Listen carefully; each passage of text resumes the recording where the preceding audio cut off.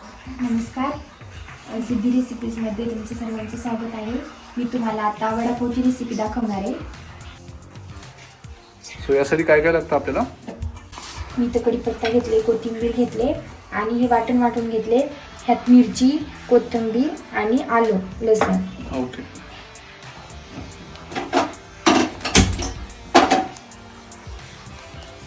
जेवढे बटाटे त्यानुसार तेल टाकायचं. ओके. आता तेल गरम झालेलं आहे, तर मी ते 1 चमचा मोहरी टाकते.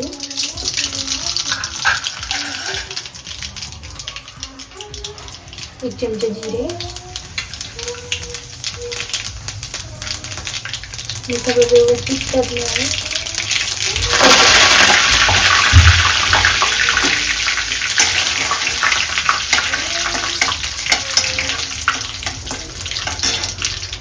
मग मी आता हे जे वाटून घेतले, मिरची, कोथिंबीर, आलं, लसूण पेस्ट टाकते.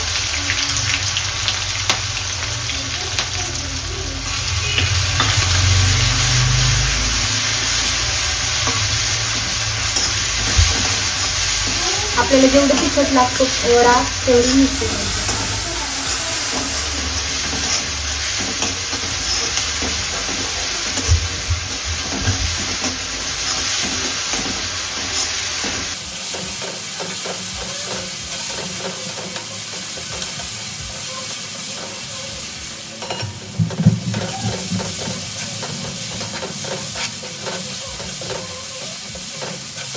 ते सारखं ढवळत राहावं लागतं का? ते करपतं का? हां, जास्त करत नाही. मग त्याला हलवत नाही.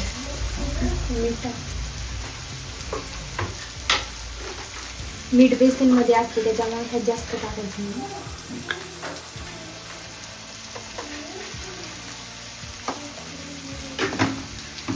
चवीप्रमाणे मीठ टाकले.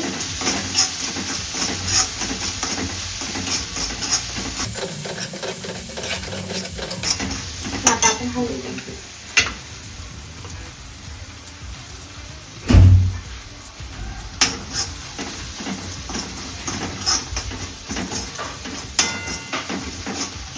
आता व्यवस्थित सगळं परतून झाल्यावर मी गॅस कमी करायचा. मी अशी बटाटे बारीक करून घ्यायचे, जास्त पण बारीक करायचे नाही.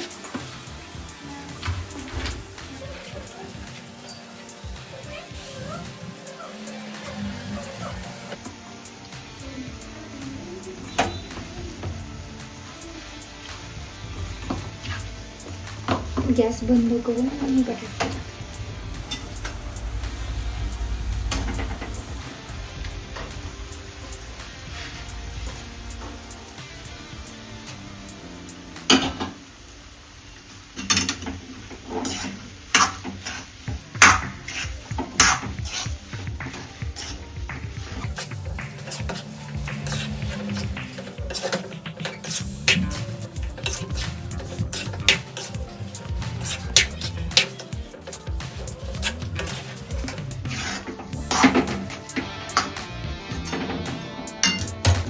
झाली. बेसन मी 2.5 वाटी बेसन घेतले. त्याला साधारण 1.5 वाटी पाणी घेतले. जास्त पण घट्ट नाही करायचं आणि जास्त पण पातळ नाही करायचं असं.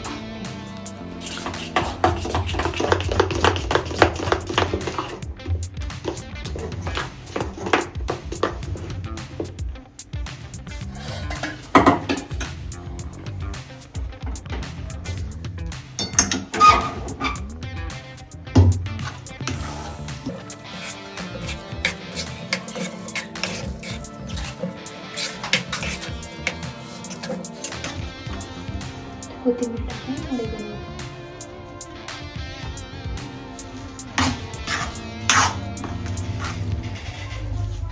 आता हे गार झालेलं आहे थोडंसं बटाट्याचं. आता आपण वडे बनवून घेऊ. जास्त पण मोठे नाही, जास्त पण बारीक बनवून घेऊ.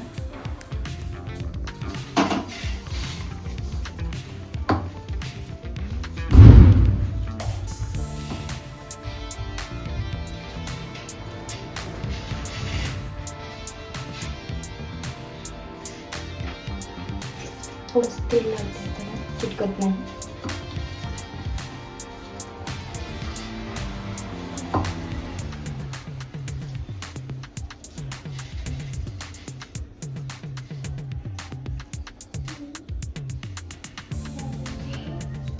मी असे वडे बनवून घेतलेत आता इकडे तेल गरम करायला घेते.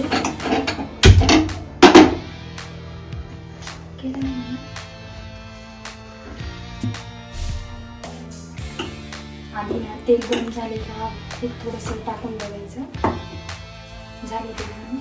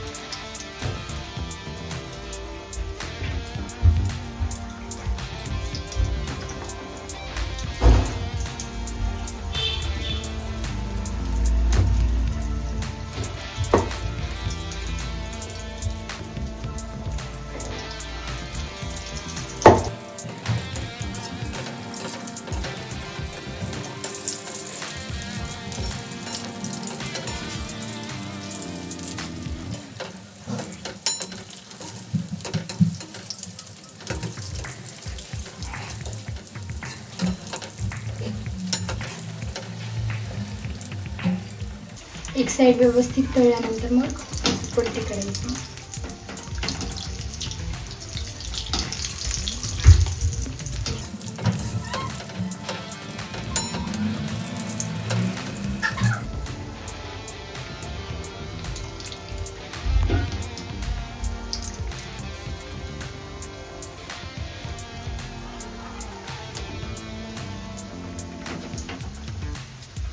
वडे तळलेले आहेत.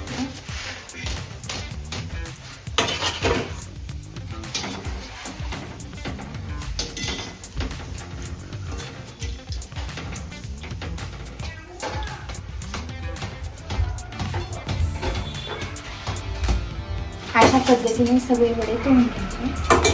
हे असं ना बेसन चटणीसाठी सोडायचं आणि छोट्या छोट्या भज्यांची चटणी बनवून घ्यायची.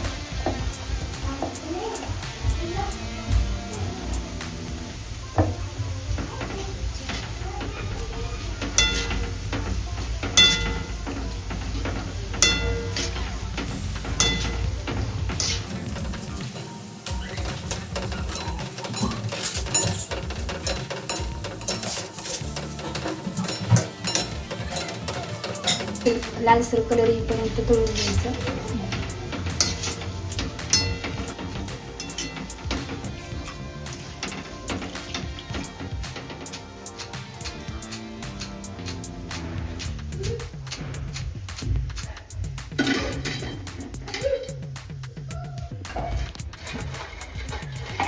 एक मिक्सरचं भांडं घेतले तर ते टाकून घ्यायचं.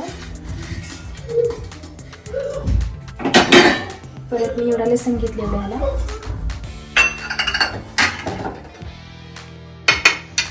थोडेसे जिरे मीठ आपल्याला जेवढं तिखट लागतं तेवढं मिरची टाकायची. मी 2 चमचे टाकते.